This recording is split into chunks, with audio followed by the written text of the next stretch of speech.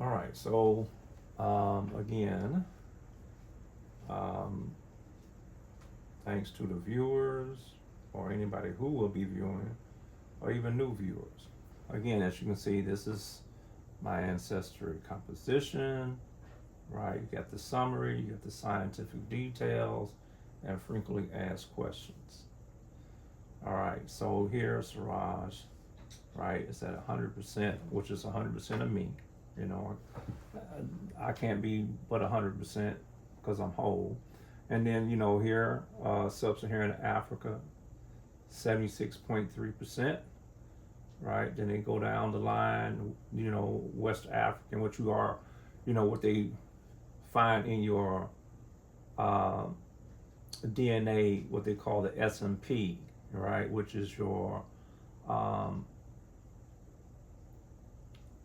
genetic link to other nations or other peoples, if you will. Okay, so then they'll say I'm 36% Nigerian, Ghanaian, Liberian, and Sierra Leone, right? 11%. Now, mind you, these numbers, right? The higher they are, the more modern that they are. Okay? The lower they are, the more ancient that they are. All right? So,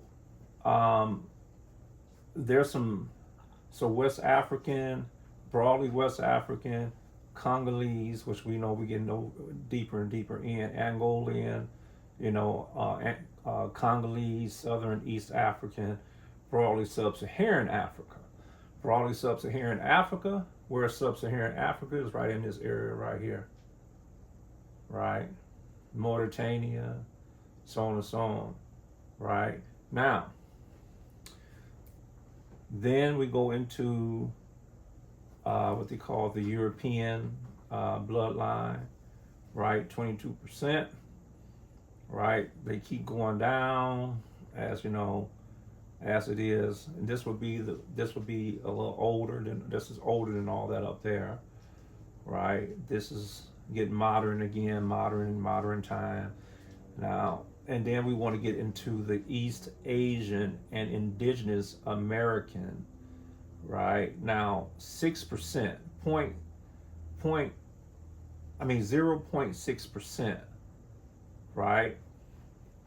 And then they go the same thing.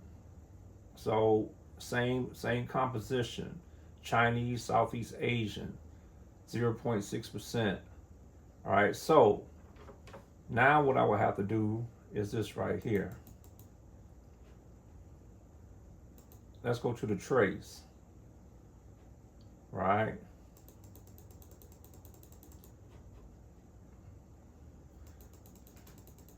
Excuse me, not that one. Let's do this right here. So we can get down.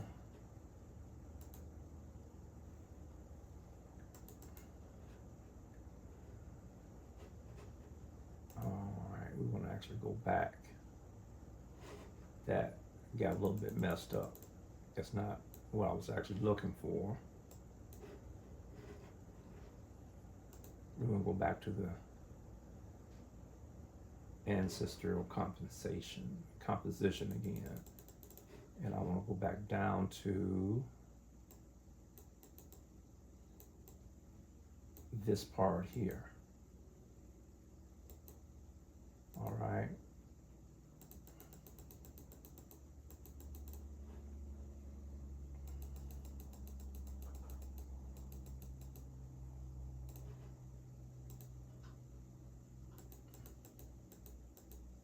This is the part that I was trying to get you to.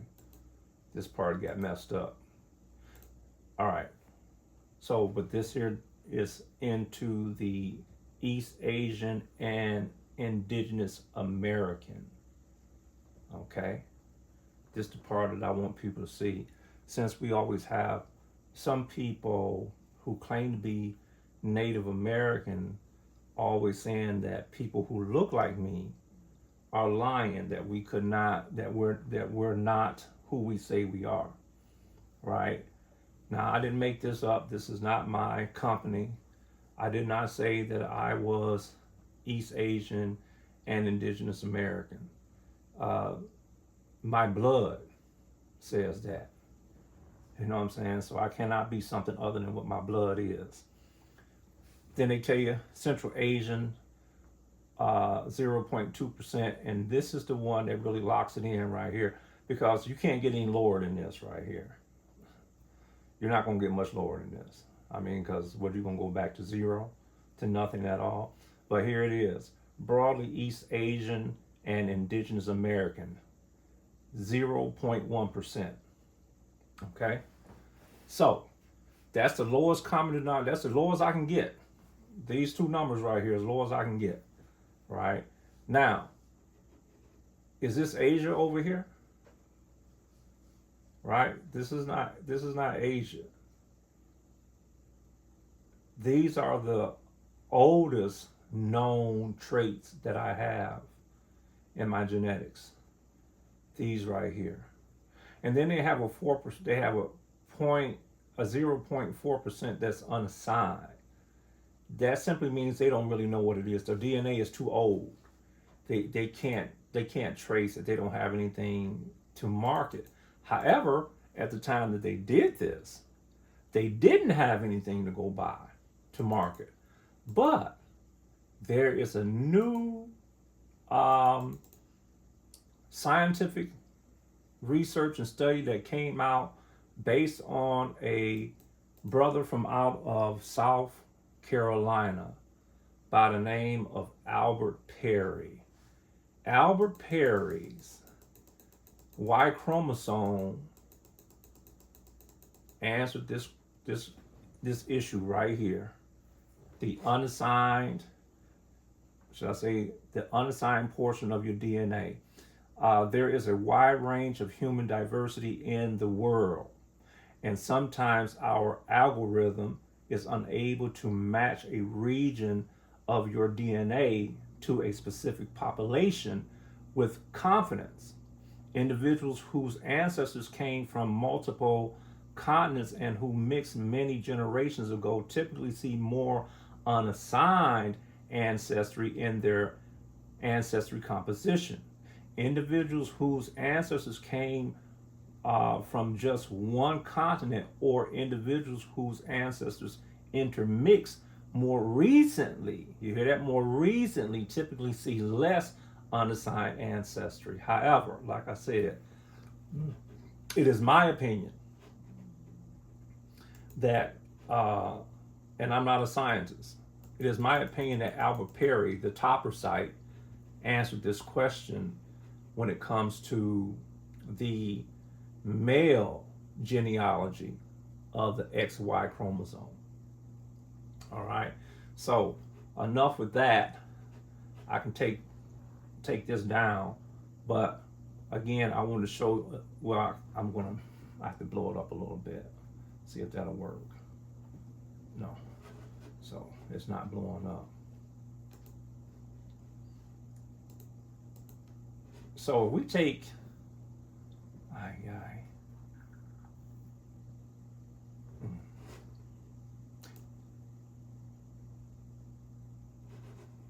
go back to the beginning again. For some reason, I can't get it right today. For some reason, with the computer, still doing it. Get out.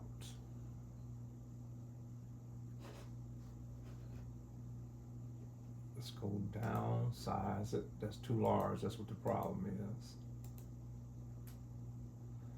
All right.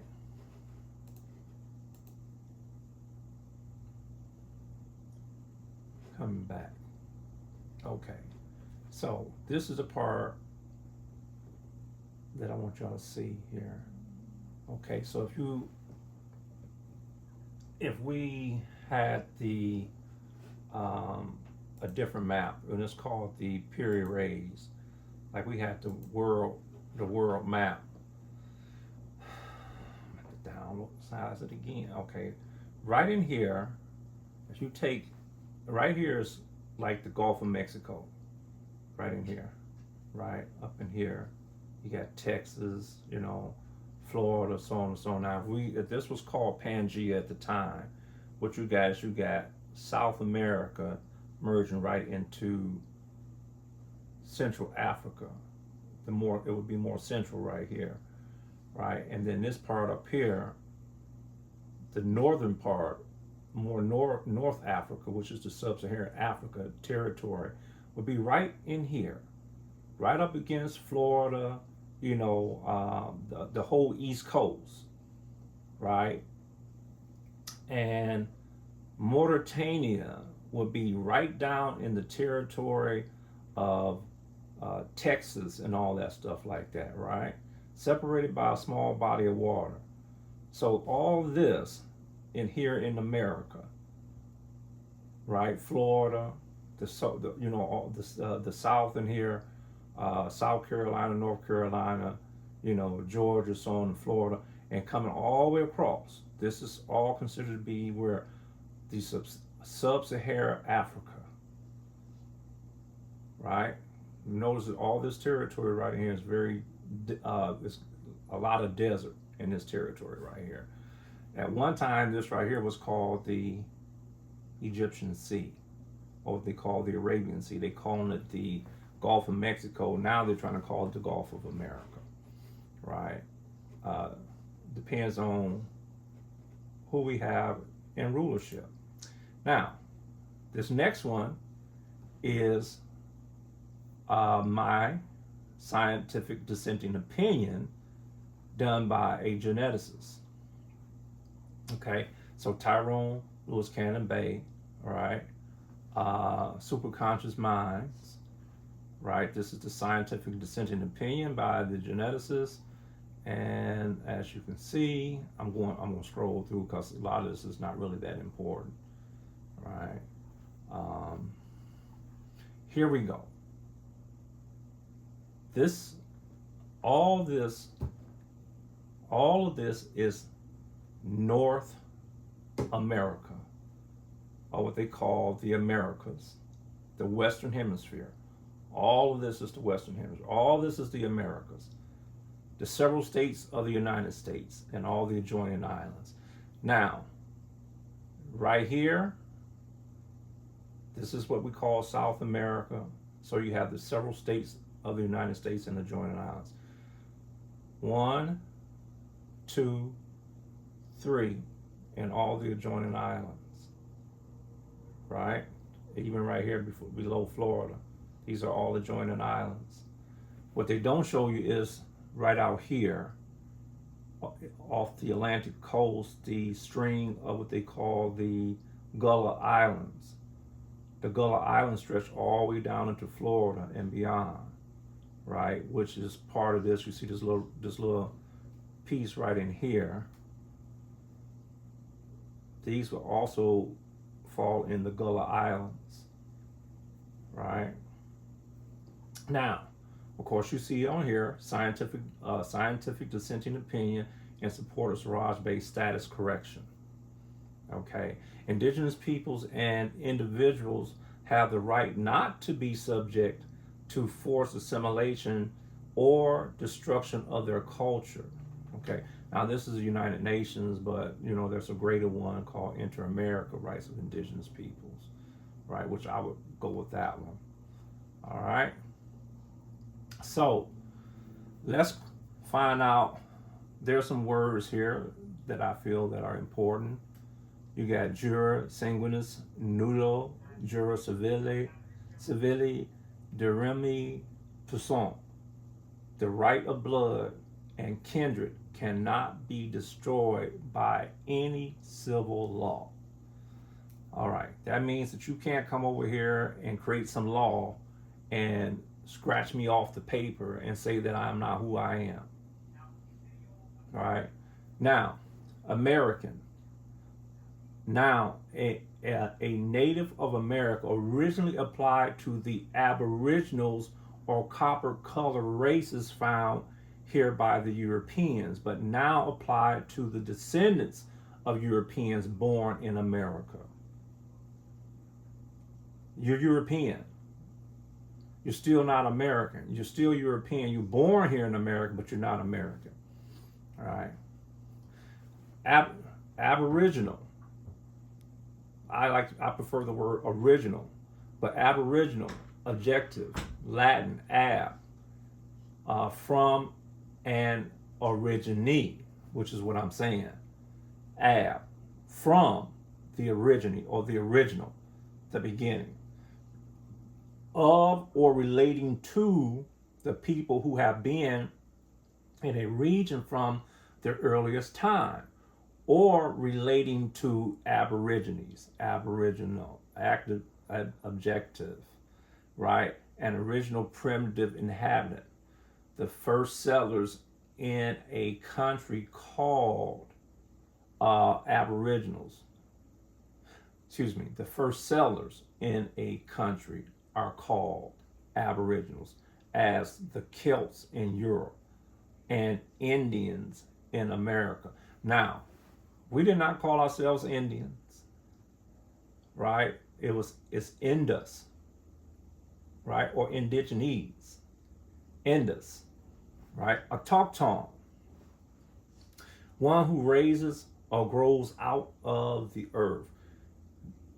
We were known also as the tribe of Shabazz, meaning coming from the earth, from darkness. All right, so some of this, like I said, I'm going to skip through a lot of these things, right? This is talking about the malaria, Plasmodium vivax, that struck the planet some 15 million years ago, as they say, and it changed the human gene. A lot of people mutated from the original, right? Or they were created rather than mutated. All right, so a lot of this I'm just going to skip through. Now, we're going to get to the blood thing, right? Blood groups O and malaria, right? It has long been known that people with O, with blood type O, are protected from dying in severe malaria, or of severe malaria.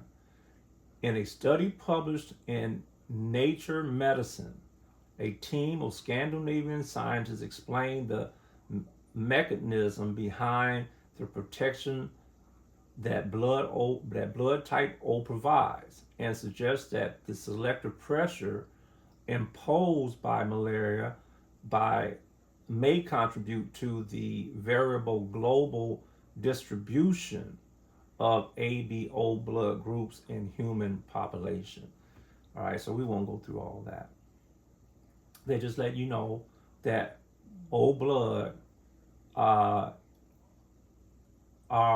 they're pretty much immune from the malaria and also them dying of it. All right. So here's some more blood stuff. This is the scientific research, and history that goes along with who I'm saying that I am. You know what I'm saying? But this is like 52 pages long, so it's no way I can read all this to people right here, right? So, similar patterns, okay. Now this is definitely going to have to be chopped up because it's going to be kind of long. Now here we go. Now this is what I wanted to get to. The double O, the out of Africa concept, is based upon experimental data, right, that has been interpreted by out of Africa concept proponents in a one-sided manner, which is to prove the out of Africa concept by way of confirmation bias. Okay, all it is saying is that all melanated people, we did not come from Africa. All right. The evolution of Y chromosome tree produced at least 5 waves of migrants to Africa, not from Africa, to Africa. I'll read it again. The evolution, Y chromosome, right? Tree produced at least 5 waves of migrants to Africa. Haplogroups AOO, AO, A1A, A1b1, and B. For non-African by origin haplogroups are AO, T, A1, A1b, and BT. Now, similar patterns is observed with the mitochondrial DNA haplogroup tree, which shows a deep split between African LO and non-African by origin haplogroup L1. You see this? L1? I'm going to read that again. A similar pattern is observed with the mitochondrial DNA haplogroup tree, which shows a deep split between the African LO and non-African by origin haplogroups L1 through L6. My mother is a L1c1b, which means that her origins is not African. Okay? So, how I'm gonna prove that? You could just be saying anything. Yeah, people say anything, or put it in a book. And how do we know that it's true? Because it's put in the book. Well, how do you know anything is true? Everything is almost in the book. You know what I'm saying? So you agnostic, you don't believe nothing. You got to be hit over the head, right? That's what you're trying to tell me. Now this is not supposed to be long, but oh man, don't tell me my computer's gonna start acting stupid.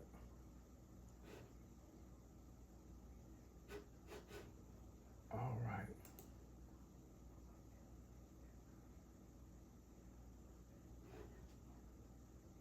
I want to go into the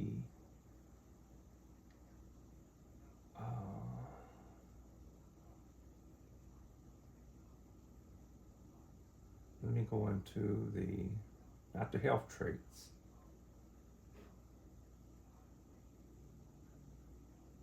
I don't need the health traits. Here we go. I want to go to the DNA relatives.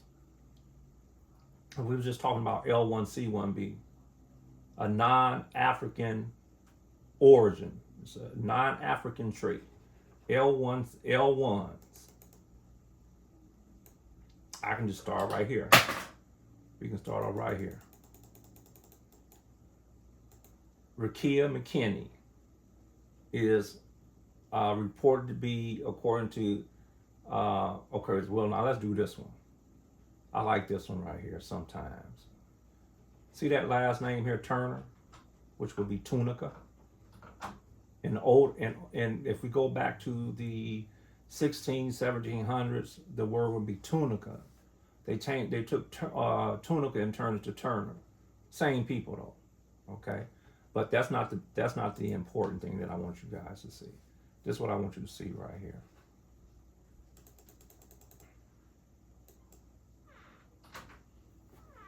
Okay, so this is the grandmother, so on and so on. Now, okay, maternal grandmother, Arkansas. That's where my people's from, pretty much. They ran out of Georgia and they moved into Arkansas and Tennessee. This is my grandmother's last name, Meeks, right? Her father, Orange Meeks. But let's keep going, right? Again, all this. Now, here we go. Here's my maternal haplogroup. This is my mother, right? Remember, non-African is L1. She's L1c1b. So L1 through L6, what it will run. Rakia is a L2, which means that's non-African. Here is my father. My father is a RL21, also which is non-African, right? Right here. Now, the reason why Rakia doesn't show up here, her father doesn't show up here, is because the Y chromosome doesn't pass to the women. It only passes from father to son, you see. So the woman has the XX, the man has the XY, right? And it doesn't pass to the female. It only passes to the son. All right. Why was that important again? Because they tell you that the lowest common denominator I have for ancestry in the Americas is 0.1%, which is as low as I can get. Okay, so the reason I'm saying all that is because it's not true. We're not all from Africa. That's the lie that they've been telling us, that we're all from Africa. I am Afro-Asiatic, which is a melanated people who has a similar phenotype like Africans like us. We all have a phenotype where we have a skin that our skin is similar. Or shall I say our skin color is similar. Our hair texture are similar. You know what I'm saying? However, genetically, deep down, we have a split that we don't have the same genetic makeup. We just look alike. But looking alike is not the same. Okay? So, but in my opinion, Africa is also there just as well as it's here. Because why? The Moorish Empire spread into the western parts of Africa and Europe as well as part of the empire, such as they say the Songhai Empire was part of the Moorish Empire, right? The Moors went into Spain at a certain time. Now they say that we went in and we colonized. No, it wasn't colonizing. We was educating.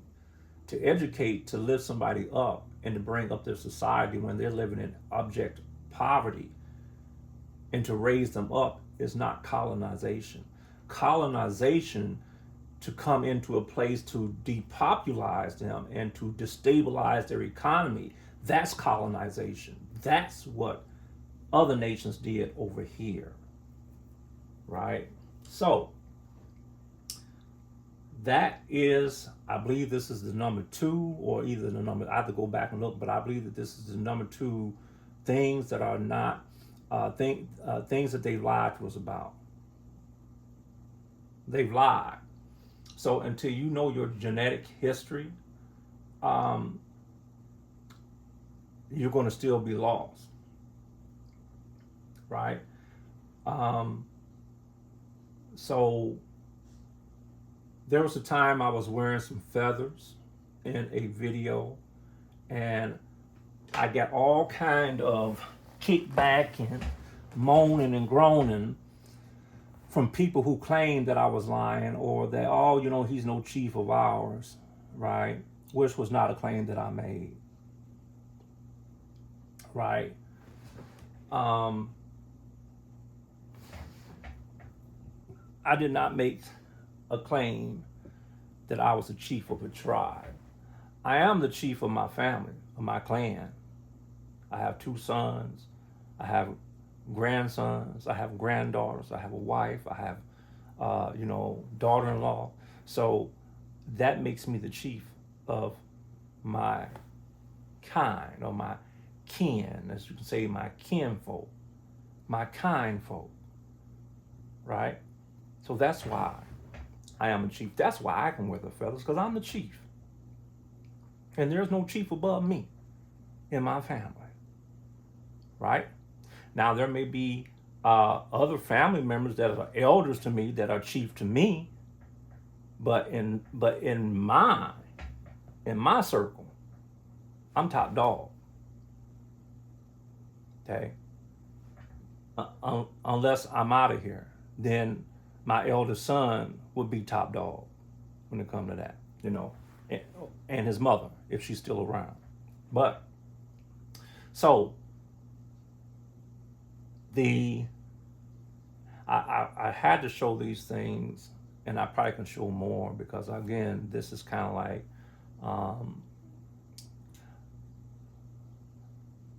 still kind of new to me, if you will. But I thought I'd just show these things. There's many other things I can show you too, though. But I'll cut it off at this point right here because I think you've seen enough, genetically, according to other resources, which is not my source, but more importantly than the DNA test from 23andMe would be the scientific dissenting opinion of the geneticists, which shows that the geneticist report is similar to the 23andMe DNA because they're showing you the L1, the L1, the L1, 2, the L1, 3, 4, 5, 6, okay? And how that we're unrelated to what they call AIM, anatomical modern humans. I don't have any DNA markers or genetic markers matching the modern African of today. So that what they told us that we came from Africa on Roots, showing us the movie Roots and all that stuff like that, that we came from Africa and that we were slaves up until 1865 is not true. It's a big lie.